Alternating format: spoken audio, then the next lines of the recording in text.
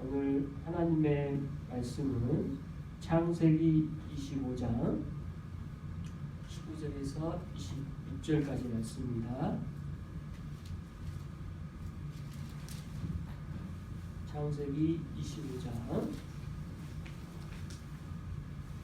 19절에서 26절까지 말씀. 자, 여러분이 한 절씩 교독하도록 하겠습니다. 아브라함의 아들 이삭의 조건은 이러하니라. 아브라함이 이삭을 낳았고 이삭은 40세에 리브가를 맞이하여 아내를 삼았으니 리브가는 각당 아람은 족속 중 두루웨의 딸이요 아람의 족속 중 라반의 누이였더라. 이삭이 그의 아내가 임신하지 못함으로 그를 위하여 여호와께 간구하매 여호와께서 그의 간구를 들으셨으므로 그의 아내 리브가가 임신하였더니 그 아들들이 그의 태 속에서 서로 싸우는지라 그가 이르되 이럴 경우에는 내가 어찌할꼬 하서 여호와께 묻자오되 여호와께서 그에게 이르시되 두 국민이 내 태중에 있구나. 두 민족이 내 법중에서부터 나누니라. 이 족속이 저 족속보다 강하겠고 큰 자가 어린 자를 섬기라 하셨더라. 그 해산 기한이 찬즉 해에 3분기가 있었는데 먼저 나온 자는 붉고 전심이 토록 같아서 이름을 에서라 하였고 후에 나오는 손으로 에서의 발꿈치를 잡았으므로 그의 이름을 야곱이라 하였으며 리브가가 그들을 낳을 때 이삭이 60세였더라. 아멘. 우리가 잘 알고 있는 본문 중에 하나인 야곱과 에서에 대한 내용이 오늘 말씀입니다.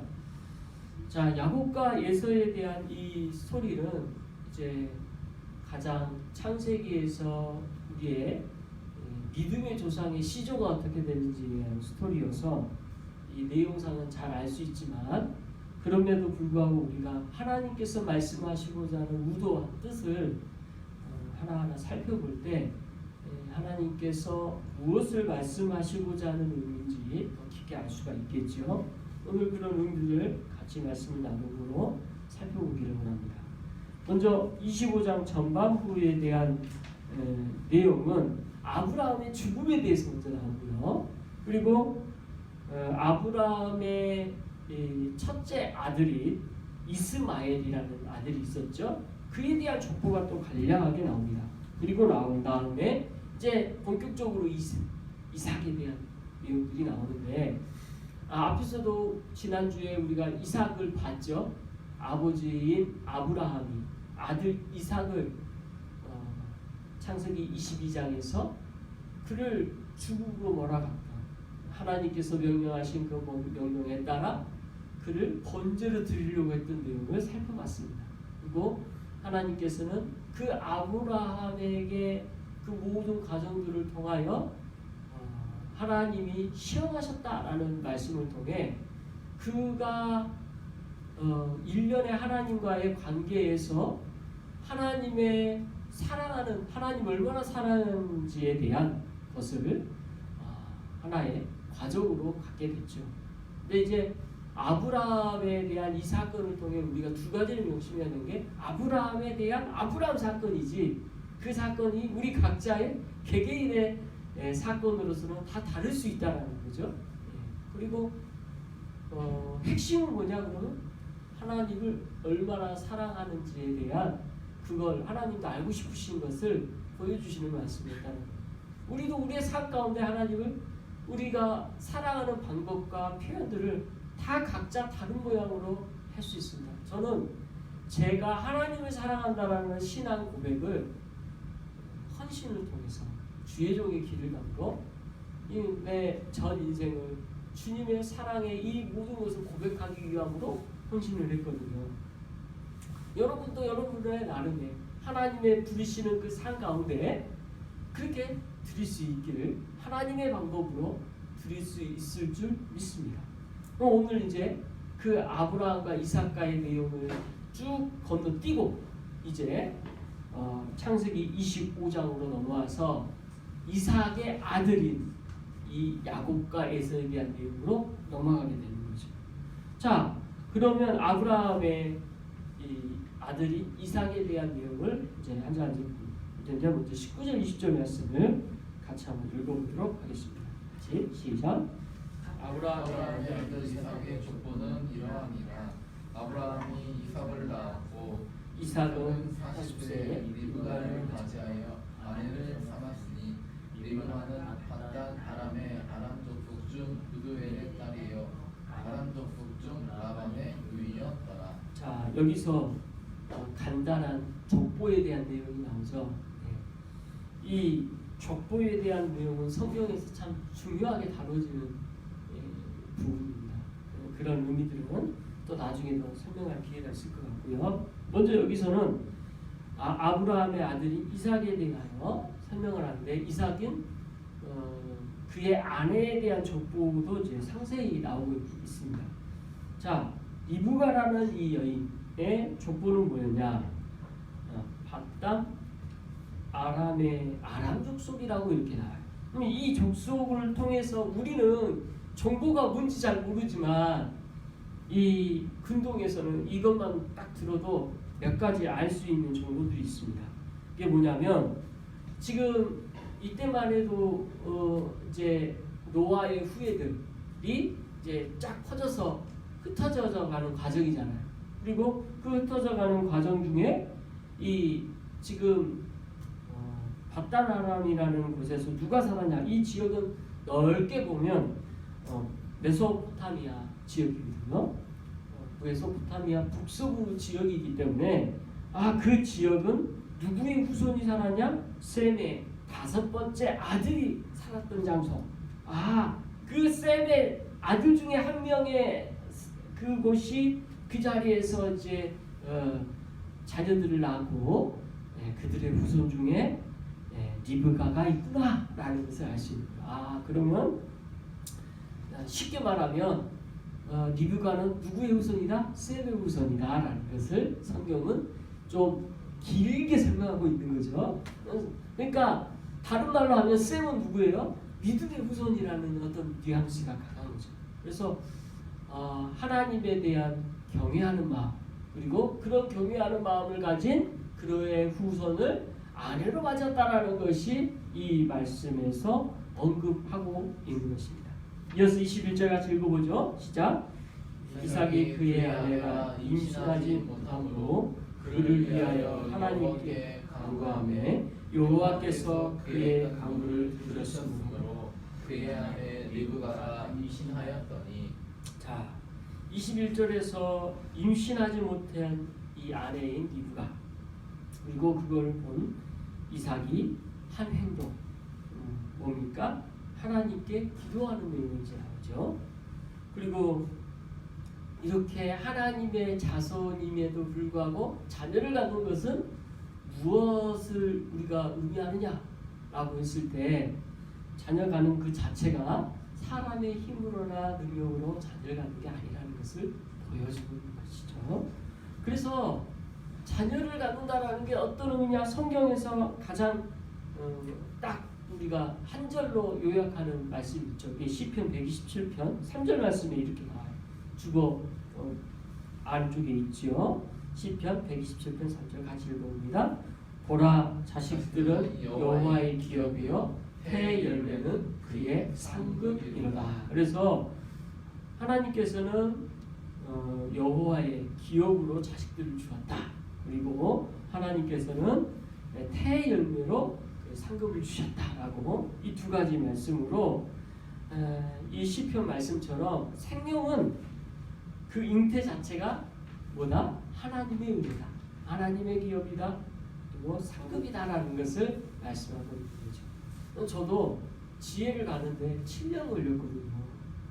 여러분 7년이라는 시간이 굉장히 길어요. 그러니까 막 결혼하자마자 자녀를 가졌다면 우리 지혜 나이가 16살, 17살 이렇게 되는 거예요. 근데 하나님께서 7년의 기간을 통해서 기도하게 하시고, 오늘 본문처럼 저도 왜 아내가 자녀를 못 갖지? 하면서 기다리게 하고, 또 그 기다림 가운데 자녀를 가졌을 때 그 기쁨을 알게 하셨죠. 그러니까 참 필요할 때 하나님께서 깨닫게 하시고 기도하게 하시고 그 일련의 과정을 저도 조금 맛본 것 같아요. 근데 저보다 이삭은 더 그게 간절했던 것 같습니다. 그리고 그 간절한 가운데 드디어 자녀를 갖게 된 거죠. 근데 이 자녀를 가진 그 기쁨은 또 잠시 또 문제가 있었던 게 나오죠. 22절 같이 읽어봅니다. 시작. 그 아들들이 그의 태 속에서 서로 싸우는지라 그가 이르되 이럴 경우에는 내가 어찌할꼬 하고 가서 여호와께 묻자온대. 네, 이렇게 뱃속에 이제 아이가 있는데 아직 출산하기도 전에 무슨 일이 있었냐? 태 속에서 서로 싸우는지라. 전 너무 이거 보면서 빵 터졌어요. 왜요? 태 속에서 싸우는 거 어떻게 알아요? 근데 이제 지혜를 가졌을 때 아내가 지혜가 하는 행동을 엄마는 느끼더라고요. 지혜가 굉장히 뱃속에서 장난꾸러기였대요. 그래서 손가락으로 엄마 뱃속을 찔러보고 발로 막 차고 하는 걸 엄마는 느끼나 봐요. 그 생명이 그 안에 있었는데 그러면 싸우는 것도 느낄 수 있을 거라는 거죠. 아빠는 모르지만 엄마는 이걸 알았다는 거죠. 아마 둘이서 막 그 안에서 벌써 그랬다는 게 참 신기하면서도 그럴 수 있겠구나라는 생각이 듭니다. 그래서 이제 이 이삭은 고민이 되고 어떻게 해야 될지 몰라서 그가 했던 행동이 뭡니까? 하나님께 기도했다라는 거죠. 참 이렇게 막다른 골목에 있을 때 내가 뭘 어찌할지 모를 때 전 이삭은 하나님께 물어보고 기도하고 이렇게 먼저 가는 게 자연스럽게 이삭 안에서도 하나님을 섬기는 삶이 무언가를 보여주고 있는 거 아닌가 말씀을 통해 살펴보게 됩니다. 그러니까 우리 일상에서도 매 순간 뭔가 결정할 일이 있고 내가 뭔가 매 순간 해야 될 일이 있는데 그때 우리가 해야 될 마음의 자세와 태도가 뭘까? 오늘 본문은 그런 어떻게 해야 되는지를 보여주는 하나의 모범 답안 같은 모습이라 말씀을 통해 살피게 됩니다. 신앙인으로서 살아갈 때 우리는 매사 참 하나님께 자꾸 여쭤보고 기도하는 게 필요한 거죠. 아무리 사소한 걸 할지라도 주님 제가 지금 빨래를 걷습니다. 빨래를 걷습니다. 기도하면서 먹든지 마시든지 무엇을 하든지 하나님의 영광을 위하여 하라. 이 말씀이 우리의 몸에 좀 배이는 그런 그리스도인들이 다 되시길 바랍니다. 이어서 23절 말씀 같이 읽어봅니다. 시작. 여호와께서 그에게 이르시되 두 국민이 내 태중에 있구나. 두 민족이 내 복중에서부터 나누이리라. 이 족속이 저 족속보다 강하겠고 큰 자가 어린 자를 섬기리라 하셨더라. 그래서 하나님께서 그 물음에 대하여 답을 뭐라고 하셨냐면 그 속에 쌍둥이가 있다는 것을 알려주셨죠. 그러니까 이게 태중에 싸우는 그게 실은 하나님이 안 가르쳐줬으면 막 뭔가 엄마 뱃속에서 난리가 쳤는데 모를 거 아니에요. 안 보이니까 아직 초음파가 있는 것도 아니고.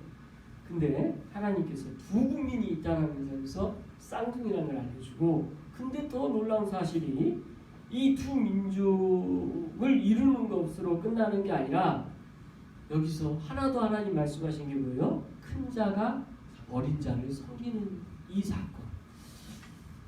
참 이게 신묘망측한 본문이에요.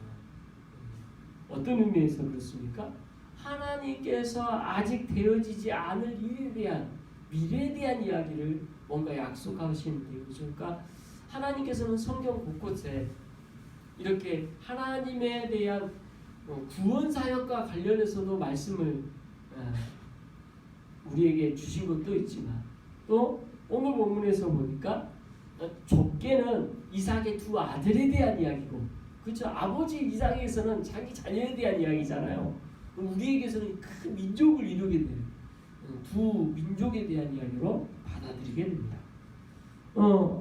이 말씀의 결론은 뭐냐면 어린 자가 어린 자를 섬기는다라는 말씀이 결국 우리는 다 알고 있는 내용이죠. 동생 야곱이 나중에 이스라엘 민족이 되잖아요. 이름이 이스라엘 되고 그 이스라엘 민족과 그리고 형 예서는 그 에서가 만든 그 민족이 에돔 민족이거든요. 에돔 족속이라는 민족을 만들어서 다스리게 될 텐데 누가 누구를 다스려요? 이스라엘이 에돔을 다스린다는 내용이다. 그게 어디서 나오냐? 제가 또 시편 말씀 밑에 역대상 18장 13절에 아주 한 절로 그냥 딱 했습니다. 한번 같이 한번 읽어보죠. 시작. 다윗이 에돔의 수비대를 두매 에돔 사람이 다 다윗의 종이 되니라.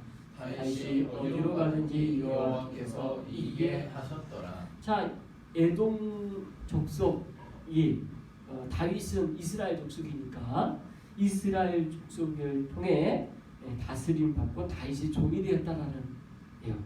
에돔 족속이 결국 하나님 말씀대로 다스림을 동생에게 받았다라는 걸 이렇게 성경은 기록하고 있습니다. 참 하나님의 섭리죠. 이 섭리 가운데 이렇게 되어지는 것을 보게 됩니다. 또 하나 더 말씀 보죠. 로마서 9장 10절 11절 말씀 여기서 또 이렇게 나옵니다. 같이 한번 읽어봅니다. 시작. 그뿐 아니라 또한 리브가가 우리 조상 이삭 한 사람으로 말미암아 임신하였는데 그 자식들이 아직 나지도 아니하고 무슨 선이나 악을 행하지 아니할 때 택하심을 따라 되는 하나님의 뜻이 행위로 말미암지 않고 오직 부르시는 이로 말미암아 서게 하려 하사. 자, 저는 이 말씀이 오늘 본문을 이해하는데 중요한 말씀을 보여준다고 연결이 된다고 보기 때문에 이렇게 말씀을 인용을 하게 됩니다.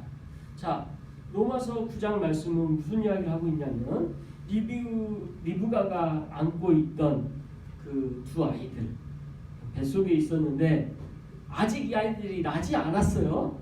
나지도 않았는데 선을 행하거나 악을 행하지도 아니하였어요. 근데 택함이라는 게 뭔지를 보여줬다라는 거죠. 참 그런 차원에서 하나님께서 택하였다라는 것은 두 가지를 뜻합니다. 첫째는 하나님께서 전적으로 하셨다라는 것을 우리가 먼저 알게 됩니다. 두 번째는 뭐냐면 우리의 어떤 행위와 뜻을 통해서 되어지냐 되어지지 않냐 우리가 노력해서 될 게 아니라는 거죠. 하나님으로부터 택함 받은 것은 하나님의 우리에게 주신 일반적인 은혜, 하나님이 주신 일방적 은혜지 하나님의 주권적 사역이지 우리가 노력해서 얻을 수 있는 것이 아님을 보여줍니다. 근데요, 야곱이라는 이 사람은 이 미묘한 이 사건을 통해서 참 그 인생 전체를 통하여 이것이 우리의 힘으로 되지 않는다는 것 또한 보여주고 하나님의 전적인 주권이라는 것 또한 보여주는 것을 야곱은 보여주는 사람이에요. 그래서 왜 그런가? 그의 인생 전체를 돌아볼 때 우리가 생각할 수가 있는데 오늘 보면 쭉 보면서 마지막까지 봐서 제일 끝에서 그거 한번 생각해 보도록 하겠습니다. 자, 그 다음 계속해서 24절 말씀 같이 한번 읽어보도록 하겠습니다. 시작. 그의 산기한이 찬즉 해에 쌍둥이가 있었는데 그래서 이 말씀을 앞부분을 직역하면 그러자 출산을 위한 그녀의 날들이 채워졌다. 그래서 우리나라 말로 아주 짧게 했는데 그대로 하면 이제 리브가가 이제 출산할 때가 차가지고 이제 아이를 낳게 됐죠. 이 모든 과정이 하나님의 섭리 가운데 되어진 것을 보여주고 25절 26절 계속 읽어봅니다. 시작.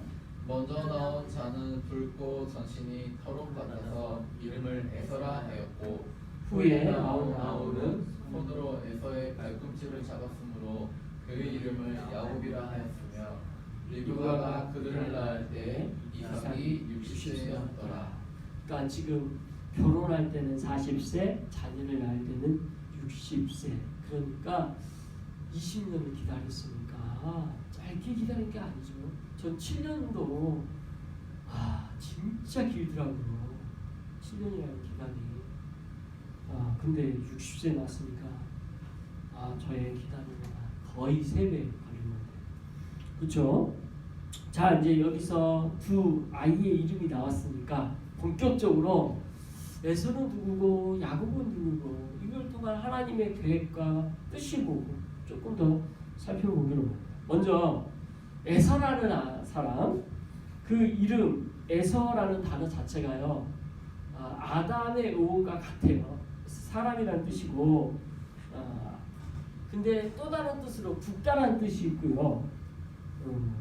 그리고 이 또 다른 뜻으로 아름답다는 뜻도 있어요. 그래서 이게 어원상으로서 문제는 굵다라는 의미도 있고 아름답다라는 의미도 있다라는 것을 우리가 알 수가 있고, 근데 그 다음에 전신이 토록 같다라고 나오죠. 여러분, 전신이 토록 같다 하면 무슨 생각이 듭니까? 이게 원어 그대로 보니까 그 전체가 털 외투 같다 이런 느낌이에요. 옷을 털 외투를 입고 태어난 것 같은 이런 외모를 보여주고 있습니다. 그리고 이 또 다른 이런 맥락에서 볼 때 거칠다라는 이미지가 굉장히 강하죠. 그래서 예서의 그런 후손의 이름이 이제 에돔이 되는데, 이 에돔으로 불려지게 되는 계기는 밑에 제가 또 한 번 나옵니다. 그게 뭐냐면 창세기 25장에서 25장 29절부터 이제 이런 내용이 나와요. 어떤 내용이 나오냐면 야곱이 그 쑥을 써서 만들고 있었는데, 죽을 써서 이렇게 만들고 있었는데 에서가 사냥을 하고 돌아가 너무 배가 고픈 나머지 야곱에게 나한테 그 죽을 달라. 그래서 근데 그 죽에 대해서 설명되는 게 뭐라고 설명하냐면 그 붉은 것을 달라는 거예요. 그러니까 이게 죽이라고 처음에는 나왔는데 나중에 그 붉은 것, 여기서 붉다라는 말이 뭐냐면 바로 우리가 잘 아는 에돔이라는 단어의 어원인 아돔이라는 단어를 써요. 붉은 것이. 그래서 에돔, 아돔 비슷하죠? 이 단어가 붉다라는 뜻이에요. 그래서 나중에 후손들이 에돔이라는 이름을 쓰게 되는데, 그래서 이 붉은 것을 먹게 해달라라는 이 말을 해서 에서 별명이 에돔이 된 것입니다. 그게 제가 주보에 아마 여기는 따로 기록을 안 한 것 같은데 그렇게 아무튼 얻게 됐습니다. 네, 그리고 나서 이어서 31절 주보 안에 있어요. 31절부터 34절까지 그 달라고 했을 때 그냥 안 줘요. 야곱이 어떻게 주는지 31절부터 읽어보겠습니다. 시작. 야곱이 이르되 형의 장자의 명분을 오늘 내게 달라. 에서가 이르되 내가 죽게 되었으니 이 장자의 명분이 내게 무엇이 유익하리요. 야곱이 내가 죽게 이르되 맹세하다. 에서가 맹세하고 장자의 명분을 야곱에게 판지라. 야곱이 떡과 팥죽을 에서에게 주매 에서가 먹으며 마시고 일어나 에서가 장자의 명분을 가볍게 여기었더라. 자, 이렇게 성경은 지금 이 붉은 것 죽과 관련해서 하나의 에피소드를 말씀하고 있습니다. 자, 내용을 보자 하니 야곱은 형 에서에게 이 장자의 명분을 나에게 팔라라는 말을 하고 있습니다. 이게 우리 한국어로는 굉장히 의역이 된 거예요. 원어적 표현은 원래 장자의 명분이라고 설명하니 단어가 한 단어예요. 백포라는 단어인데 이게 뭐냐면 첫 열매를 맺다, 첫째, 태를 갖다, 뭐 이런 단어에 유래가 되는 그런 어원을 가지고 있습니다. 그래서 문자적 그냥 의미는 처음 난 것 이런 뜻밖에 안 돼요. 그러니까 처음 난 것에 대한 것에 대해서 나한테 팔아라, 이 말을 좀 더 우리가 의역을 하면 무슨 뜻이겠어? 결국 장자의 명분이 되는 거예요. 그러니까 참 잘 우리가 알아듣게 의역했다 보는 거예요. 원래 첫째 난 거에 대한 그런 의미를 나한테 달라고 했던 거죠. 의미니까요. 그런데 결국은 이 장자의 명분이라는 게 도대체 그럼 뭐냐? 중동 지역에서는 이게 뭐였냐? 저도 첫째이기 때문에 우리 집안에서 삼형제 중에 첫째로서 또 아버지도 장남이고 할아버지도 장남이고 그래서 할아버지도 장남이고 그래서 5대예요. 5대째 장손이라 굉장히 장남에 대해서 귀하게 할아버지로부터 아버지로부터 정귀하게 봤단 말이에요. 그걸 굉장히 강조받아서 그리고 또 부모님도 저 키울 때 항상 동생들하고 차별했단 말이에요. 뭐든지 2배 이상 받았어요. 그런 차별을 받은 걸 당연하게 여길 정도로 저는 그렇게 자랐습니다. 근데 우리나라만 그런 게 아니라 중동 지역에도 그랬다는 거예요. 이때는 아버지께 모든 권위를 승계받는 일을 누가 있는 장자가 다 있어요. 이것만으로 대단합니다. 그러니까 그 집의 아들이다, 첫째다 그러면 그 아버지가 만약 중요한 직위가 있으면 그 직위가 그 아들에게도 갈 가능성이 굉장히 높은 거죠. 그게 권위가 승계가 되었고요. 사회적으로도 가문의 대표자가 되고 또 유산 또한 2배를 받게 돼요. 그러니까 굉장히 장자라는 그 이유만으로 주어지는 특권이 어마어마하게 컸죠. 에서가 이렇게 특권이 많다는 것을 알았을까요? 몰랐을까요? 당연히 알죠. 어떻게 모를 수가 있었겠어요? 당연히 알죠. 근데 오늘 본문에 보니까 너무 당당하게 배고픔을 이기지 못해서 그 동생이 그 이야기를 하는데 먹었단 말이에요. 그래 알았다.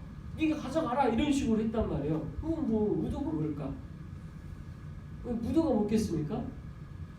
여러분 잘 생각해 보면요, 에서는 이렇게 생각했을 가능성이 높습니다.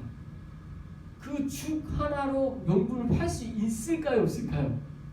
상식적으로 말도 안 되는 거래예요.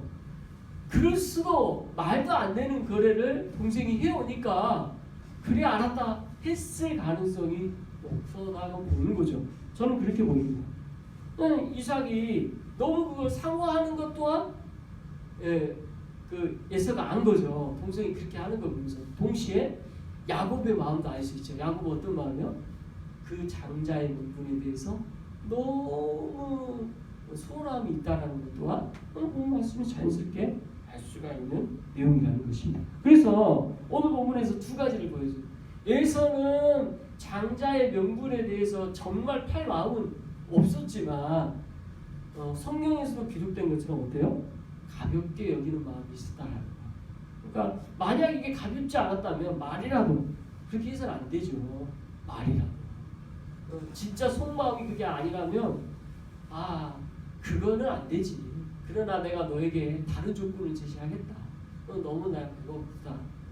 이렇게 할 수도 있을 텐데 가볍다라는 건 분명합니다. 또한 야곱은 너무 그걸 갖고 싶어하는 마음이 컸다는 것을 보여주게 되죠. 이 2가지를 보여주는 아주 중요한 내용이 나오는데 중요한 건 그 바로 오늘 읽었던 본문 아버지인 이삭이 하나님께 기도했을 때 들었던 음성 이게 뭐였습니까? 작은 자가 큰 자를 다스리게 되는 거. 그래서 그 내용에 대하여 지금 오늘 본문에 봤을 때는 야곱에게 이야기를 안 했을 가능성이 굉장히 높고 그 내용 자체가 없는 걸 보니까 그랬을 수도 있겠다는 생각이 들어요. 근데 평생 야곱은 그 지금 이 명분에 의해서 이것을 너무나 갖고 싶어하는 마음을 성경 곳곳에서 보여주고 있습니다. 그리고 그는 결국 그의 인생을 통해 그가 이렇게 강하게 집착하는 것이 있어서 결국 속이는 자가 되는 사건까지 이루어집니다. 이게 뭐예요? 장자의 축복을 받는 그 기도의 자리에 에서가 들어가지 못하게 하고 자기가 들어가서 기도를 받는 그런 사건이 오늘 본문 뒤에 또 나오죠. 아무튼 이런 상황 가운데 야곱의 이름이 이제 중요하죠. 야고브. 이 야고브라는 이름에서 야곱은 참 그의 이름대로 참 참 나타납니다. 그 야고보라는 이름이 첫 번째 뜻이 뭐냐면 발 뒤꿈치를 잡는 자가 돼요. 잡는 자. 오늘 본문에서 나왔었던 것 같은데, 네, 형의 발을 붙잡고 태어납니다. 그래서 본래 이름이 발 뒤꿈치를 잡는 자가 되고, 그 다음에 두 번째 우리가 잘 아는 이름 속이는 자가 돼요. 그리고 또 다른 이름이 찬탈자, 대신 들어앉은 자, 이런 뜻이 있어요. 결국 그 이름이 그렇게 되잖아요. 그의 인생이 속이는 자가 되고 발 뒤꿈치를 잡는 자가 되고 찬탈자가 되는, 그래서 그런 사건들의 연속으로 보여줍니다. 근데 중요한 건 야곱에게 있어서 하나님의 뜻은 뭐였습니까? 장자의 명분을 갖게 하는 게 하나님의 뜻이었어요. 근데 야곱은 어때요? 평생 그것을 자기가 차지하려고 몸부림치는 인생을 살아요. 그러니까 자기의 원하는 것에 대하여 소유하고 싶어하는 마음을 우리 인간의 내면을 그대로 보여주는 거죠. 그런데 결국 어떻게 됩니까? 결국 그의 노력대로 다 되나요? 네, 노력대로 되는 거 하나도 없어요. 속였어요. 다 속여서 자기 마음대로 해봤지만 형 속였어요. 어떻게 됩니까? 속였다가 집에서 살지 못하고 외삼촌 집 라반의 집에서 쫓겨나서 사는 인생을 살게 됩니다. 또 라반에 의해서 속임받아서 라헬을 너무 사랑했는데 둘째였기 때문에 첫째인 레아랑 먼저 결혼해야 되는 것을 외삼촌에게 속임당해서 오랫동안 노예생활을 하게 됩니다. 거의 노예생활이죠. 노예생활처럼 하고 결국 라헬을 오랜 기간 걸쳐서 일을 한 노동의 대가로 라헬과 결혼합니다. 계속 속임봐요. 제일 그의 인생의 결정적인 속임당한 사건이 뭡니까? 요셉에 대한 사건이죠. 요셉이 죽었다라고 다른 아들들에게 보고를 받고 그걸 알고 속임당하죠. 알지 못해서. 그 오랜 시간 동안 얼마나 깊은 수렁에 빠져 슬픔 가운데 삽니까? 참 야곱이라는 인생은 속임 당하고 속이고 그 인생에 그렇게 산 거예요. 근데 이걸 들여다보면 야곱 인생을 들여다보면 우리 인생과 너무 비슷해요. 제일 성경에서 나온 모습 가운데 우리의 인생을 가장 대변해주는 삶의 모습이 야곱이 아닌가 생각합니다. 왜냐하면 이 야곱에 가지고 있는 속마음이 우리에게도 다 있는 거예요. 우리가 갖고 싶은 마음이 있잖아요. 그리고 그거에 대한 우리의 열심이 있어요. 야곱 보면 그게 막 나타나요. 저게 내 모습이구나. 그런데 야곱의 그러한 삶 가운데의 그 모습을 통하여 그의 인생의 결론이 너무 중요해요. 그의 인생의 결론.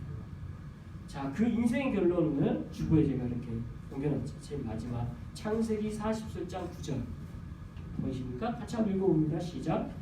야곱이 바로에게 아뢰되 내 나그네의 길이 세월이 130년이니이다. 내 나이가 얼마 못되니 우리 조상의 나그네 길에 명주에 미치지 못하나 험악한 세월을 보내었나이다 하고. 자 창세기 47장은 이제 창세기 거의 마지막 부분에 해당되어지고 지금 이 47장은 이 말씀을 누구에게 하고 있냐면 바로라는 왕 이집트에 가서 요셉을 통하여 그 아들을 찾고 거기서 아들 요셉에 의해서 바로 왕에게 하는 말인데 그가 했던 이제 그의 인생을 총망라하는 그런 결론적 이야기를 하죠. 뭐라고 먼저 표현해요?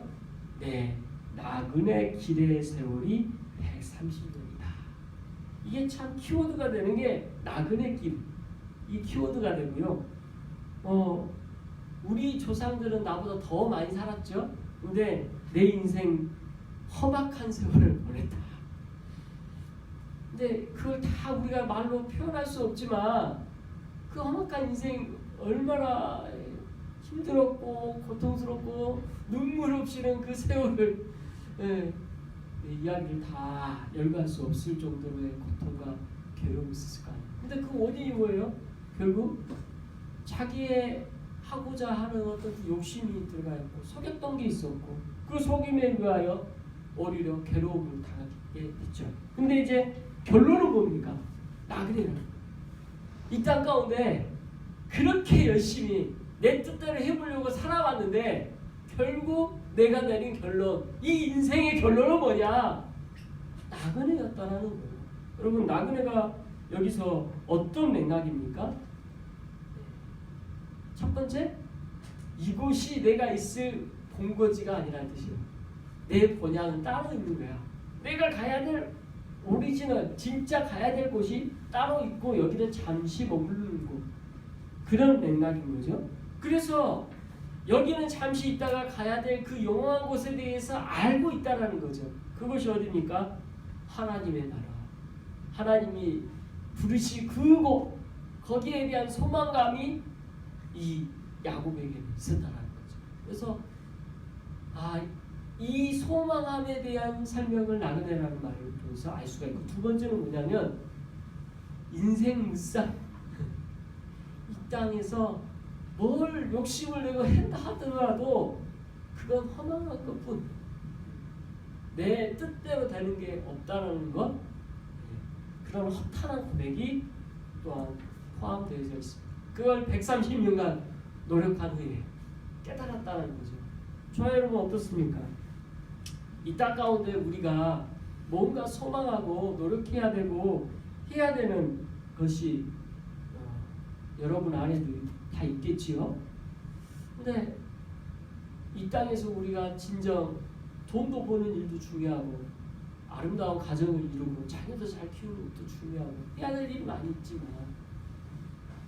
오늘 나그네 길, 이 단어를 깊게 묵상하고 우리의 삶 가운데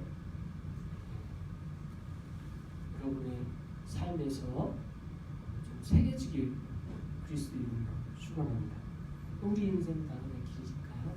우리 인생 또한 하나님의 나라를 사모해야 되니까요. 그래서 더 귀하고 소중한 것이 무엇인지 야곱을 통하여 귀한 교훈을 얻으시고 자, 여러분 되시길 그리스도 이름으로 축원합니다. 기도하겠습니다.